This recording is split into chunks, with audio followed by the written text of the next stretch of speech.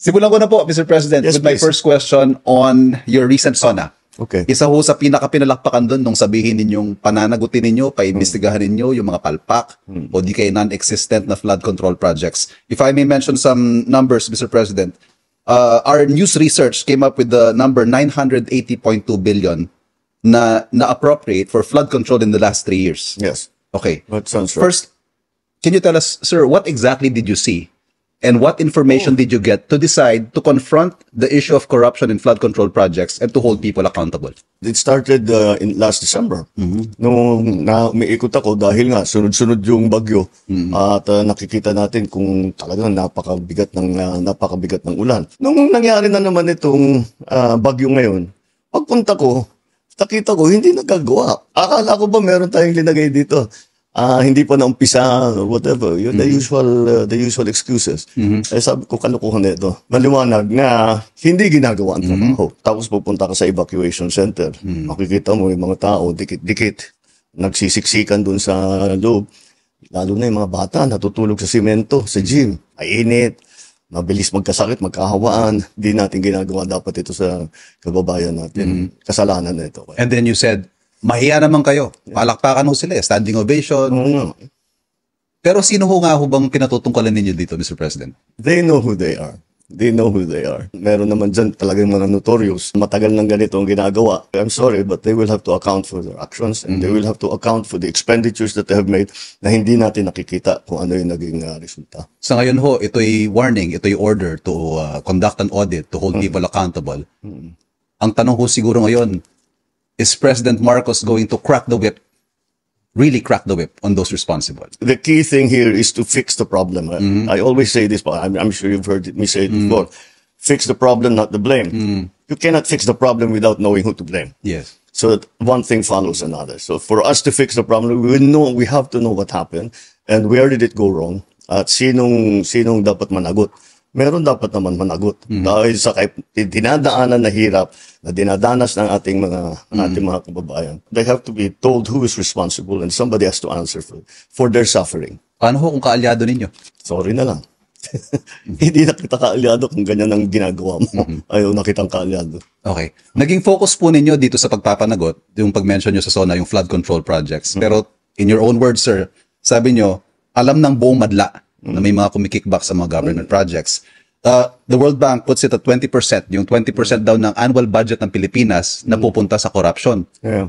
How far are you going to take this, sir? Well, will this also extend to other projects na hindi mga flood control na posibleng kumikickback din ng mga opisyal ng gobyerno? It has to be evenly applied. Hindi naman maaari, dito lang tayo nag-audit, dito lang tayo naghahanap ng mananagot. Kailangan lahat, kung sino man may naging kasabwat dito sa ganyang klaseng pagtrabaho, kasi sorry na lang, kagaya na sabi ko, sorry na lang. May calls ho to have a third party conduct this audit, this review of all these projects. Well, wag daw po DPWH. What's your take on this? Hindi talaga. Hindi talaga DPWH. Hiningi lang natin, hindi nang hiningi. Kinuha na natin yung listahan. Kaya yung mahalaga doon sa aming pinag-usapan na isa sa publiko natin. So malalaman ng tao. Yung tiga doon, barangay 1, 2, 3. Sasabihin, tiga namin, wala naman kami nakitang ganito. Isumbong nila. So that applies to anything, to all of the projects that will happen. I'm sure maraming magsusumbong dyan. We already have some names that are coming up that will be, first of all, corporations that mga contractor na talagang kitang-kita na hindi magandang trabaho nila. So, we will put them on a blacklist. Hindi na sila pwedeng magkontrata sa gobyerno. Number 2, lahat ito, yun na nga, kakasuhan natin. Sasabihin natin, saan napunta yung pondong ito? Saan napunta sa ganyan?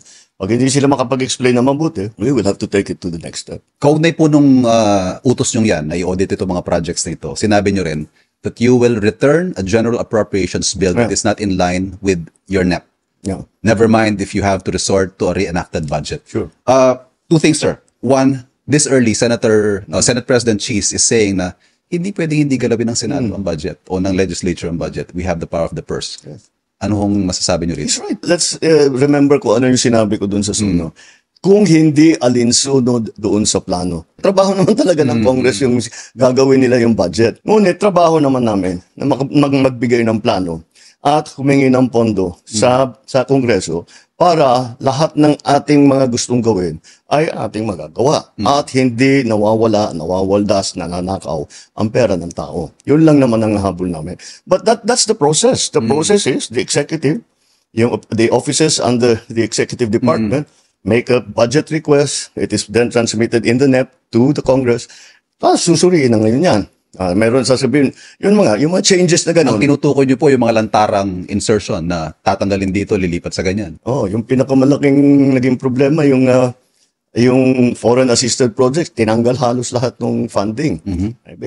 So, kailangan natin ibalik yun dahil importante yung mga foreign assisted projects. At saka sinisira pati yan ang reputation natin. Yes. And the worst part of this all, yung napupunta, kuminsan yung mga project na hindi maganda, napupunta sa unappropriated. Ano yun? Utang yun. Nangungutang tayo para mangrakot itong mga ito. Sobra na yun. Sobra na yun. Secondly, I said there are 2 points related to this question, sir. Are you prepared to reenact a budget? Oh, yes. Hindi na ho siya responsive sa mga plano ng administrasyon ninyo? Well, yes, I'm willing to reenact the budget if that's what we'll have to do. Since I made it already, I made New Year's Day the hard deadline. I'm sure we will find it. Kamakailan lamang, nag-inspeksyon ako sa naging epekto ng habagat ng bagyong Krising, Dante at Emong. Kitang-kita ko na maraming proyekto para sa flood control ay palpak at gumuho. At yung iba, guni-guni lang. Huwag na po tayo magkunwari. Alam naman ng buong madla na nagkakaraket sa mga proyekto.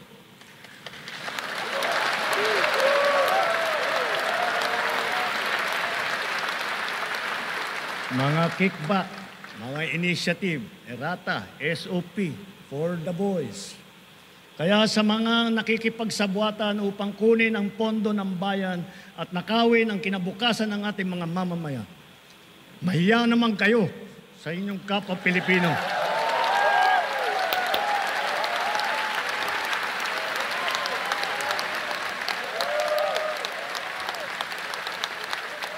Mahiya naman kayo sa mga kabahayan nating naanod o nalubog sa mga pagbaha. Mahiya naman kayo, lalo sa mga anak natin na magmamana sa mga utang na ginawa ninyo nang binulsan nyo lang ang pera.